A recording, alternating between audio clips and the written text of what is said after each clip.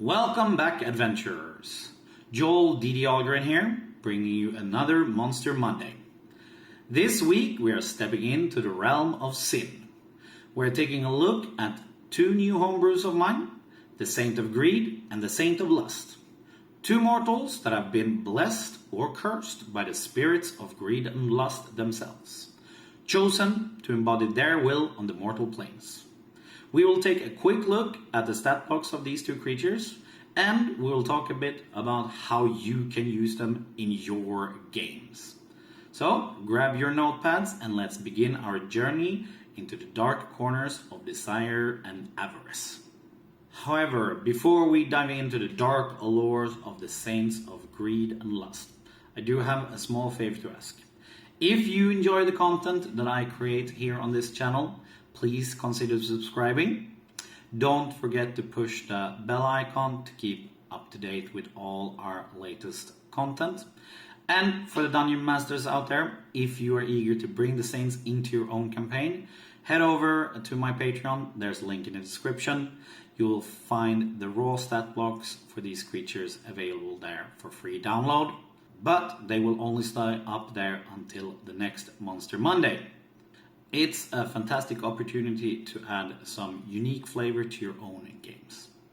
So with that said, let's delve into the sinful, intriguing world of these two new formidable beings.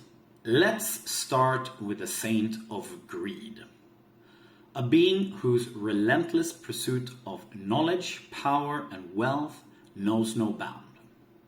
This entity embodies the very essence of avarice, using persuasion and deception to achieve its end, often opting for cunning over brute force. However, with a challenge rating of 10, the Saint of Greed is a formidable opponent in combat as well, relying more on strength than dexterity, as we can see in the stat block here. The Saint of Greed has 5 potent traits that reflects its role as the avatar of greed. The first one is Avarice Absorption. This ability allows the Saint of Greed to steal and neutralize one magical item that is not its own.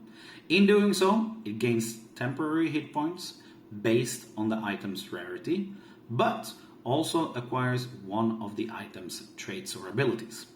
This can dramatically turn the tide of battle, making each encounter very unpredictable and very challenging. Next we have Greed of Life. This trait is a last resort mechanism that activates when the Saint of Greed drops below 0 hit points. We'll take a look at the specifics of the attack called Life Thief when we get to the action part. Magic Resistance is just like the standard ability, giving greed advantage against magical effects. Ultimate Defense. It is a special ability that the Saint of Greed has. It allows it to ignore any incoming damage that is less than at least 10 points until the Saint of Greed falls below half hit points. This will force players to strategize more, using more powerful attacks, adding another depth to the encounter. Lastly is the trait Hunger for Knowledge. This trait enables the Saint of Greed to use one magical item without needing to attune to it, although it is restricted to only using one item like this at the time. Let's take a look at its attacks. It does have multi-attack, being able to use 2 attacks at a turn. One is the Claw of Covetousness. This attack not only does damage, but lets the Saint of Greed try and steal an item from the target with a contested sleight of hand check. This can be very powerful when combined with both Avarice Absorption and Hunger for Knowledge abilities. And it will likely freak your players out quite a bit as well. The other attack is Claw of Greed. This attack also has a little special feature. It steals coins equal to the damage dealt to the target. Just like the other attack, this might worry your player a little bit as well. The last attack is the Gaze of Greed. This is an ability that a creature needs to save against. If you fail against this, you have to stare at an item for up to a minute, losing your turn in doing so. The Saint of Greed has a bonus action called Treasure Devourer. When it has stolen coins, it can use its bonus action to eat these coins, therein healing itself by the same amount of coins that it eats. If a player has done some research, this might be something fun to let them in on. A way sort of for them to have a chance maybe to leave their coins behind before facing the Saint of Greed itself. Next up is its reaction. This is where Life Thief comes in. This attack, as I said before, is part of Greed of Life. This happens when the Saint is brought below 0 hit points, letting it do one last attack, and healing itself with it. However, it does so to the closest creature, not caring if it's an ally or an enemy. The catch here is also, if this attack kills the target, the Greed of Saint heals completely, full back to full HP. The Saint of Greed also has legendary actions, 3 of them. The first one is just a standard claw attack with either of its claws.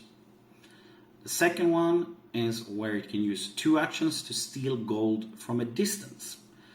It rolls 5d12 to be precise, and gaining temporary hit points equal to only the highest dice rolled. The last legendary action is Spell Steal.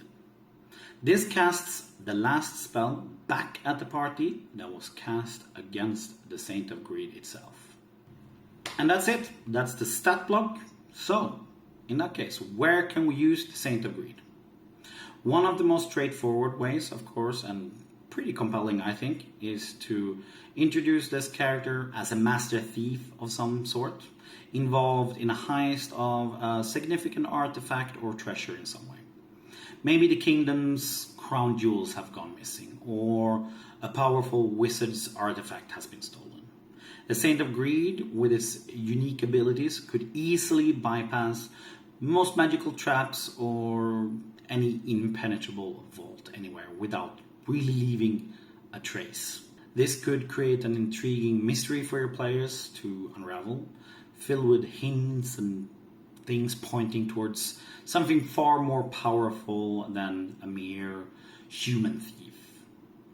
Another fun twist could involve the Saint of Greed acting as a quest giver. Sort of your players are hired for what seems like a straightforward mission or task, perhaps to retrieve an item or steal it from some dangerous individuals. However, as the story unfolds, they discover that their employer is none other than the Saint of Greed itself, right?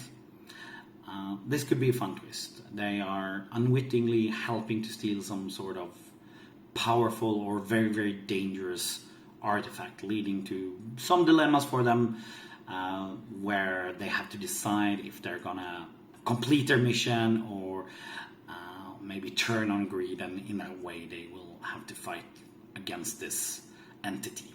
So that is it. That's the Saint of Greed. This document also contains a short lore story about where it might have come from in some way. You should have been seeing it here on the screen this whole time as well, so that might help you a little bit. Moving on, let's take a look at the Saint of Lust.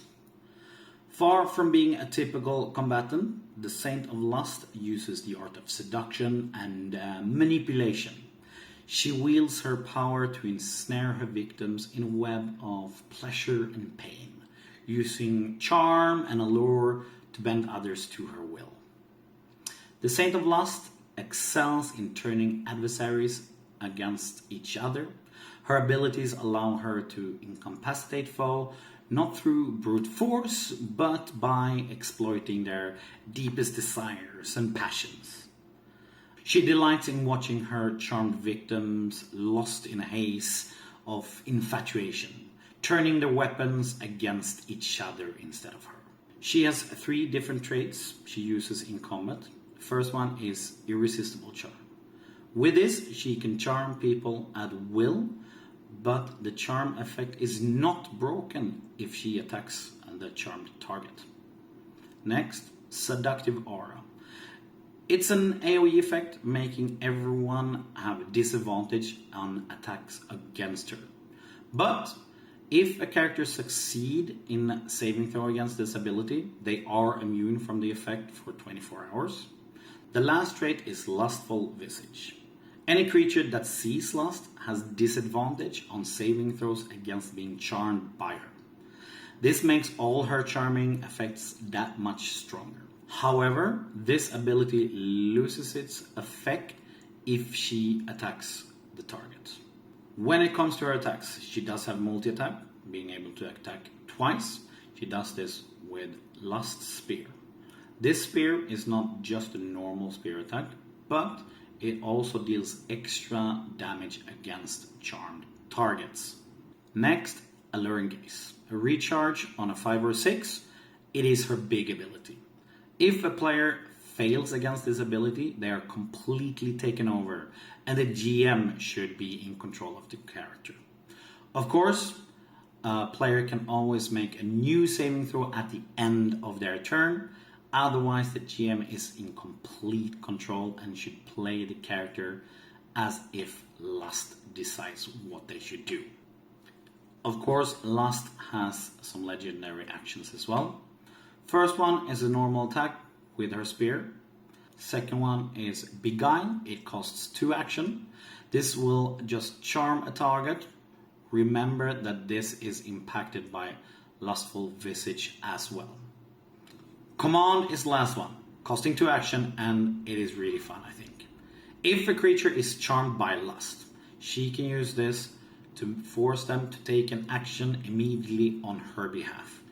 It can be very potent and can deplete the player's resources way faster. I think this is a way for Lust to almost seem like she always has an ally to lean on as well, which I honestly think can be very, very good for her in combat. So, that's the Saint of Lust's stat block.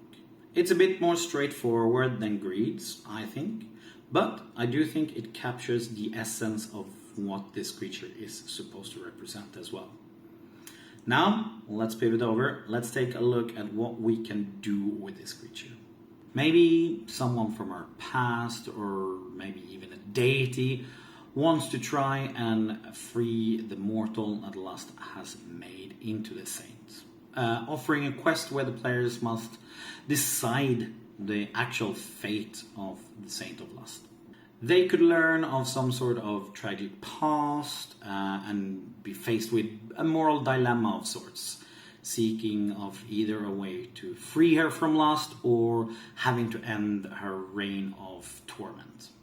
This could involve a quest to find some powerful cleric or maybe some sort of artifact or relic to break this hold lust has on the mortal itself. Or use the Saint of Lust as a tool to explore themes of desire and control. She could appear in a city, subtly influencing its inhabitants and leading to unusual and abhorrent behavior or events.